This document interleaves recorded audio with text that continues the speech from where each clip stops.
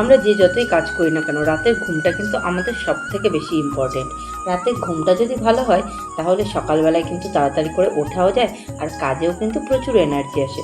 তো hello everyone, সবাই কেমন আছো? সবাইকে অনেক অনেক শুভেচ্ছা ও ভালোবাসা, আর আমার একটা ছোট্ট মিনি ব্লগে তোমাদের সবাইকে স্বাগত।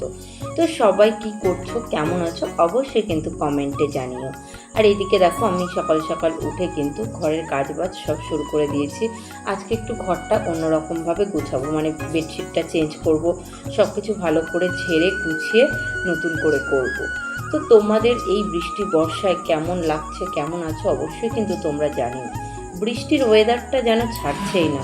এখন বৃষ্টি তো তখন রোদ, তখন রোদ তো এখন বৃষ্টি, এভাবেই কিন্তু চলছে। তো তোমাদের সাথে কথা বলতে বলতে কিন্তু দেখো অলমোস্ট প্রায় আমার ঘর গোছানো রেডি হয়ে গেছে। আর এইদিকে দেখো আলনাটা ভালো করে গুছিয়ে নিচ্ছি। আর আমার মেয়ে আর বর এদের জন্য কিন্তু কোনো কিছু গুছিয়ে রাখা যায় না। পড়ার টেবিলটা দেখো পুরো মনে হচ্ছে একদম জঙ্গল হয়ে আছে। যাই হোক, তোমাদের সাথে গল্প করতে করতে কিন্তু আমার অলমোস্ট ডান। আর এদিকে দেখো সকাল সকাল কিন্তু বাবা আইসক্রিম নিয়ে চলে এসছে। আইসক্রিমটা সকালবেলায় কিন্তু খালি পেটে আইসক্রিম খেয়ে নিয়েছি। তোমরাও কি আমার মতো করো? আর এইদিকে কিন্তু রান্না হবে আজকে একদম জ্যান্ত তেলাপিয়া মাছ, আর এইদিকে হবে লাউ শাক, আর সঙ্গে আছে ডিম। তো কেমন লাগলো ভিডিওটা অবশ্যই জানিও।